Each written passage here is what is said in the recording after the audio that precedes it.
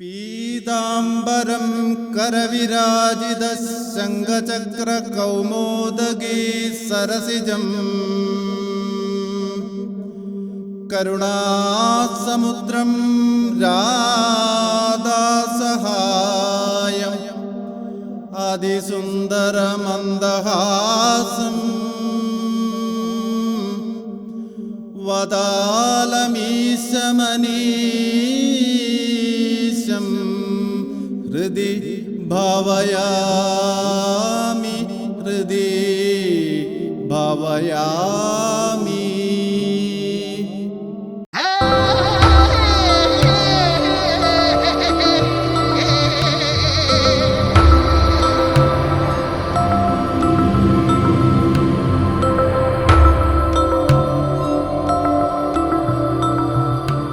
ദക്ഷിണ ഭാരതത്തിലെ 108 വൈഷ്ണവ ക്ഷേത്രങ്ങളിൽ ഏറ്റവും പ്രധാനപ്പെട്ട ക്ഷേത്രമാണ് തിരുവാറന്മുള ശ്രീ പാർത്ഥസാരഥി ക്ഷേത്രം. മഹാഭാരത യുഗത്തിൽ കർമ്മനിരതനും യോദ്ധാവുമായ അർജുനനാണ് ഭഗവാനെ ഇവിടെ പ്രതിഷ്ഠിച്ചത് എന്നാണ് പറയപ്പെടുന്നത്. ഐതിഹ്യങ്ങൾക്കും ആചാരാനുഷ്ഠാനങ്ങൾക്കുമൊക്കെ അപ്പുറം ചരിത്ര അവശേഷിപ്പുകളുടെ നിഗൂഢ സത്യങ്ങൾ ഉറങ്ങുന്ന ഒരു വലിയ കലവറയാണ് തിരുവാറന്മുള ക്ഷേത്രവും തിരുവാറന്മുള പാർത്ഥസാരഥി.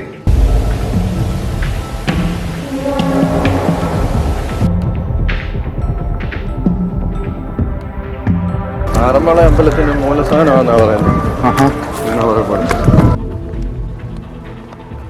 തിരുവാറന്മുളയപ്പന്റെ ചരിത്രത്തിലൂടെയും വാമൊഴികളിലൂടെയും ഐതിഹ്യങ്ങളിലൂടെയുമുള്ള യാത്ര ചെന്നെത്തിയത് ചിറ്റാറിൽ സ്ഥിതി ചെയ്യുന്ന ചതുരക്കള്ളിപ്പാറയുടെ അടിവാരത്തുള്ള ഒരു മുഖത്താണ്.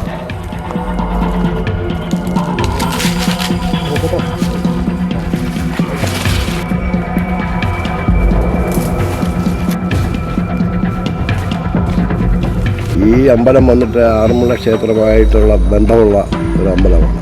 പണ്ട് ഇവിടെ നിന്നുമാണ് ആറന്മുള അമ്പലത്തിന് ആവശ്യമായ തിരുവാഭരണമൊക്കെ കൊണ്ടുപോയെന്നാണ് ഐതിഹ്യം. ഇതിന് 1-2 ഗുഹയൊക്കെ ഉണ്ട്. ഇപ്പോഴും ഗുഹയുണ്ട്. ഗുഹയ്ക്കകത്ത് നമുക്ക് കയറുകയും ചെയ്യാം. അതൊരു 500-600 മീറ്റർ നീളത്തിൽ പാറയ്ക്കകത്തുകൂടി തന്നെയുള്ള ഒരു ഗുഹയാണ്.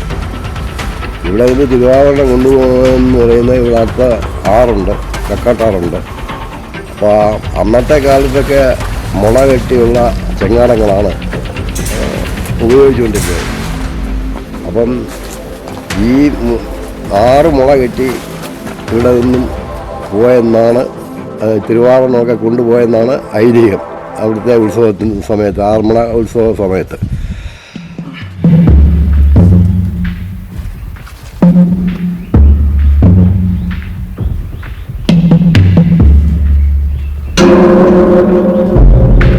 പിന്നെ വർഷാവർഷം ഇവിടുന്ന് കൊണ്ടുപോയിട്ടുണ്ടെന്നാണ് അറിവ്.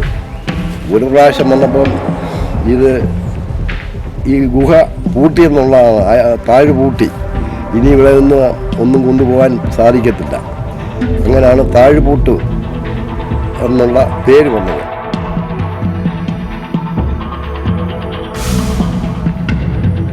ശിലായുഗ അവശേഷിപ്പുകൾ ലഭിച്ച ഈ ഗുഹയിൽ ചരിത്ര വിദ്യാർത്ഥികൾ പഠനത്തിന് വേണ്ടി എത്താറുണ്ട്. ചരിത്ര താളുകളിൽ എഴുതപ്പെടാതെ പോയ പുണ്യനദിയായ പമ്പയുടെ തീരത്ത് നിലനിന്നിരുന്ന ഒരു മഹാസംസ്കാരത്തിന്റെ ഭാഗമായിരുന്നിരിക്കാം തിരുവാറന്മുള ക്ഷേത്രവും തിരുവാറന്മുള ദേശവും.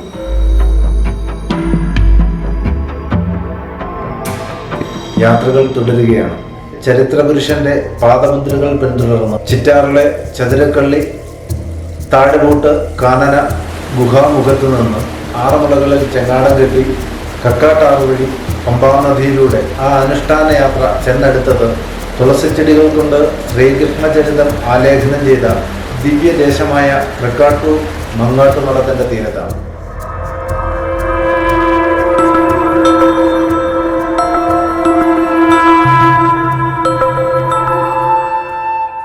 തിരുവാറന്മുള ക്ഷേത്രവുമായി ബന്ധപ്പെട്ട ഒരു നാടാണ് കാട്ടൂർ.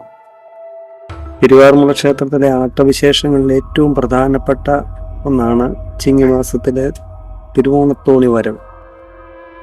ചിങ്ങമാസത്തിലെ ഉത്രാട നാളിലാണ് തിരുവോണത്തോണി കാട്ടൂർ ദേശത്തു നിന്നും പുറപ്പെട്ട് ചിങ്ങമാസത്തിലെ തിരുവോണ നാളിൽ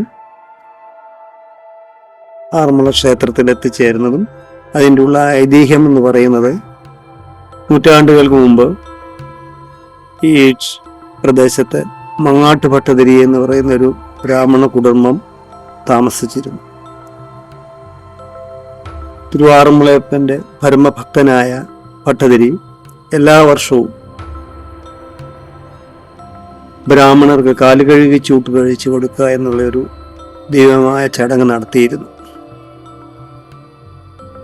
പതിവായി നടന്നിരുന്ന ആ ചടങ്ങ് ഒരു തിരുവോണ നാളിൽ അദ്ദേഹത്തിന് നടത്തുവാൻ സാധിക്കാതെ വന്നു. ബ്രാഹ്മണർ ആരും തന്നെ എത്തിച്ചേരാവുന്നത് കാരണം കാലുകഴി ചൂട്ടുകൾ നടക്കാറില്ല. ഇതിൽ മനം നൊന്ത് ഭട്ടതിരി തൻ്റെ ഇഷ്ടദേവനായ തിരുവാറന്മുളയപ്പനെ മനമുരുകി പ്രാർത്ഥിക്കുകയും അന്ന് വളരെ വൈകിയാണെങ്കിലും ഒരു ബ്രാഹ്മണ ബാലൻ ഈ സ്ഥലത്തെത്തി, അദ്ദേഹത്തിൻ്റെ ഇല്ലത്തെത്തി ആതിഥേയം സ്വീകരിക്കുകയും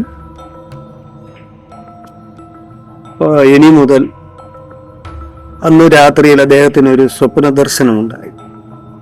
സ്വപ്ന ദർശനത്തിൽ ഇന്ന് വന്നത് തിരുവാറന്മുളയിലാണ് എൻ്റെ വീടെന്നും ഇനി മുതൽ എല്ലാ തിരുവോണ സദ്യക്കുള്ള വിഭവങ്ങളും ഞാൻ താമസിക്കുന്ന തിരുവാറന്മുളയിൽ എത്തിച്ചു തരണമെന്നും അദ്ദേഹം അരുളി ചെയ്യും. അത് തിരുവാറന്മുളയപ്പനാണെന്ന് അദ്ദേഹത്തിന് സ്വപ്ന ദർശനത്തിൽ മനസ്സിലാക്കി അദ്ദേഹം തുടർന്നുള്ള വർഷങ്ങളിൽ തിരുവോണ സദ്യക്കുള്ള വിഭവങ്ങളുമായി കാട്ടൂരെ 18 നായർ കുടുംബാംഗങ്ങളോട് സഹായത്തോടുകൂടി കാർഷിക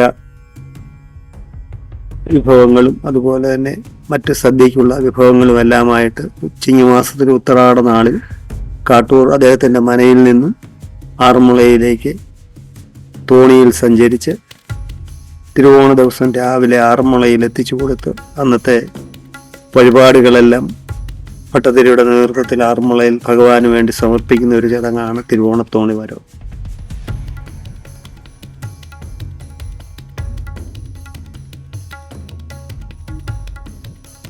തിരുവാറന്മുള കൃപാകടാക്ഷമുള്ള ഒരു ദേശമാണ് കാട്ടൂർ പണ്ട് മുതൽ. അപ്പോൾ അങ്ങനെ ഞാൻ പറഞ്ഞല്ലോ, മങ്ങാട്ടുമന എന്ന് പറഞ്ഞ മനയുണ്ട്. ആ മനയിൽ ആയിരുന്നു ഊരാളന്മാരായിട്ടുള്ളത്. നമ്മുടെ ക്ഷേത്രത്തിൻ്റെയും തിരുവാറന്മുള ക്ഷേത്രത്തിൻ്റെയും ഉത്തരവാദിത്തങ്ങളും കാര്യങ്ങളും പിന്നെ ഏക്കറോളം പിന്നെ നെൽപ്പാടങ്ങളും എല്ലാത്തിനും അധിപരായിരുന്നു അവർ. അപ്പോൾ അങ്ങനെ ഇരുന്നൊരു കാലം മങ്ങാട്ട് മനയിലെ കാരണവർക്ക് സന്തതിയില്ല വന്നു. അപ്പോൾ അന്നും അല്ലെന്ന് പറഞ്ഞാൽ ആ കാലത്ത് എന്നും തിരുവോണം ഈ മങ്ങാട്ട് മനയിൽ ഇവിടെ ഇല്ലമായിരുന്നത്. ഇല്ലത്തായിരുന്നു ഈ നാട്ടിലെല്ലാവർക്കും ഊണ് വരുന്നവർക്ക് വെറ്റ പോലെ ദക്ഷിണയും കൊടുത്ത് തേച്ചുകുളി എന്നൊരു സംഭവം കൊണ്ടുണ്ട്. കാരണം എണ്ണ തേച്ച് കുളിച്ച് അറ്റിപ്പോയി കുളിച്ച് വന്നിട്ട് ആഹാരം കഴിച്ചതിന് ശേഷം വെറ്റ പോലെ ദക്ഷിണയും കൊടുത്ത് വിടുന്ന ഒരു കാലഘട്ടം വരുന്നത്. അങ്ങനെ കാര്യങ്ങളെല്ലാം ക്രമീകരിച്ചു. അന്നൊരു ഒരു തിരുവോണത്തിന് ഇവിടെ ആരും എത്തിയില്ല ഉണ്ണാനായിട്ട്. അങ്ങനെ അമ്മ തിരുവാറന്മുള പിന്നെ കരഞ്ഞപേക്ഷിച്ചു, ഭഗവാനെ ഞാൻ അങ്ങയുടെ ഭക്തയില്ലേ, എനിക്ക് തന്നേരം എൻ്റെ കുഴപ്പമില്ലല്ലോ. അങ്ങനെ പറഞ്ഞ് കരഞ്ഞപേക്ഷിക്കും. മറ്റ് 2 ബ്രാഹ്മണ ബാലന്മാർ ഇല്ലത്തേക്ക് കയറി വന്നു എന്നാണ് സങ്കല്പം, എന്നാണ് ഐതിഹ്യവും. സങ്കല്പമല്ല, ഐതിഹ്യം. അപ്പോൾ വന്നവർ പറഞ്ഞ്, അമ്മേ ഞങ്ങൾക്ക് വിശക്കുന്നു, ഞങ്ങൾക്ക് ചോറ് വേണം. ഒരാൾ ആറ്റിപ്പോയെന്നും ഒരാൾ ഇവിടെ മഴഞ്ചേരി കുളമുണ്ടായിരുന്നു, കുളത്തിൽ പോയെന്നാണ് പറയുന്നത്. ഒന്ന് കൃഷ്ണനും പാർത്ഥനുമായിരുന്നാണ് ഇപ്പോഴും സാക്ഷാൽ ഐതിഹ്യം. ആ ഐതിഹ്യത്തിൽ പിന്നെ അമ്മ ബാലന്മാർക്ക് ചോറ് കൊടുത്തിട്ട് അന്ന് ഈ വെറ്റപോലെ ദക്ഷിണ കൊടുക്കുന്ന ഒരു പരിപാടിയാണ്. ദക്ഷിണ എടുക്കാനായിട്ട് അമ്മ ഇല്ലത്തിനകത്തോട്ട് കയറുന്ന സമയത്ത് ഈ കുഞ്ഞുങ്ങളെ കണ്ടില്ല. മക്കളെന്നും പറഞ്ഞ് വിളിച്ചപ്പോൾ പുതിയാവിൽ അമ്പലത്തിന് താഴെ പോയി വിളി കേട്ടു എന്നാണ് പറയുന്നത്. പുതിയാവിൽ ക്ഷേത്രത്തിന് താഴെ പോയി വിളി കേട്ടു എന്നാണ് പറയുന്നത്. അത് ഇപ്പോഴും പിന്നെ ഞങ്ങൾക്ക് ഓണം പോയി കഴിഞ്ഞാലും തിരുവോണത്തോണി പോയതിന് ശേഷം ഞങ്ങൾ ഇവിടുന്ന് അറിയിപ്പ് തോണി വന്നതിന് ശേഷം ഓണം പോയെന്ന് പറഞ്ഞൊരു പോക്കുണ്ട്. ഓണം പോയിന്ന്. അപ്പോൾ അങ്ങനെ വന്നു കഴിഞ്ഞാൽ അന്നേ ദിവസം രാത്രിയിൽ അമ്മയ്ക്ക് ഭഗവാൻ കൃഷ്ണൻ സ്വപ്നദർശനം നൽകി, അമ്മേ വന്നത് ഞങ്ങളാണ്, ഞാനും പ്രാർത്ഥനമാണ്, ഞങ്ങൾക്കുള്ള ആഹാരം അമ്മ ഇവിടുന്ന് കൊടുത്തു വിടണം. അപ്പോൾ ആ അമ്മ അന്ന് അമ്മയുടെ കൂടെയുള്ള അല്ലെങ്കിൽ സഹകരിക്കുന്ന 18 കുടുംബത്തെ ഏൽപ്പിച്ചു. അപ്പോൾ അവരുടെ അണ്ടറിലായിരുന്നു ഈ ഇവിടുത്തെ നെല്ലും പിന്നെ കണ്ടങ്ങളും ആറന്മുള കണ്ടങ്ങളും എല്ലാ സ്വത്തുവകളും. അപ്പോൾ അക്കാലം മുതൽ 52 പറ അരി നെല്ല് അളന്നെടുക്കും. അളന്നെടുത്ത് അത് ഈ 18 വീട്ടുകാർ വിട്ട് കുത്തും.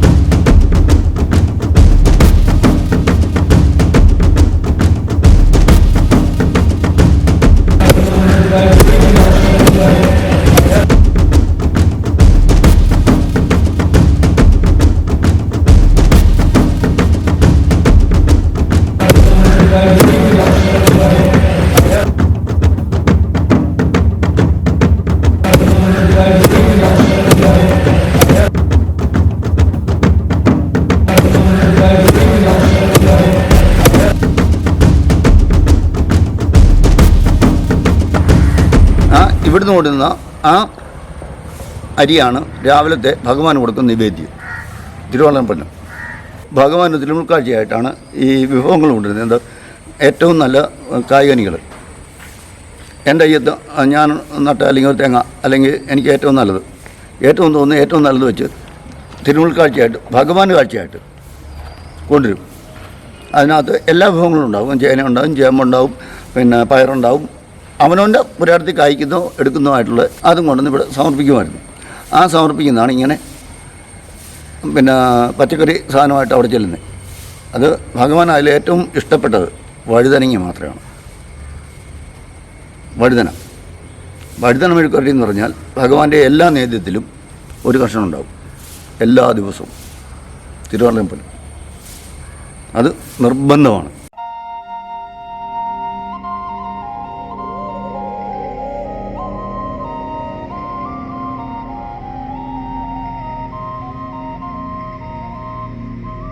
അദ്ദേഹത്തിൻ്റെ സഹോദരി കുമാരനെല്ലൂർ താമസിക്കുന്നുണ്ടെന്നും ഇനിയും അവിടെ പോയി പട്ടതിരി താമസിക്കണമെന്നും അദ്ദേഹത്തിന് ഒരു അരുളപ്പാടുണ്ടായി, ഭഗവാന്റെ അരുളപ്പാടുണ്ടായി.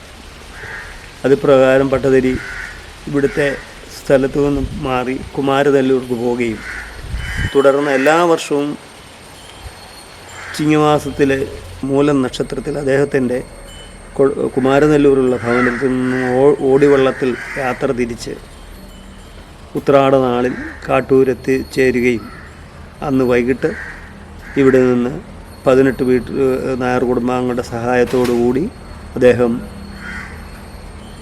ഓണവിഭവങ്ങളും സദ്യക്കുള്ള വിഭവങ്ങളും എല്ലാമായി തോണിയിൽ തിരുവാറന്മുളയ്ക്ക് യാത്ര ചെയ്യുന്നതാണ് ഇന്ന് കാണുന്ന തിരുവോണത്തോണി യാത്ര.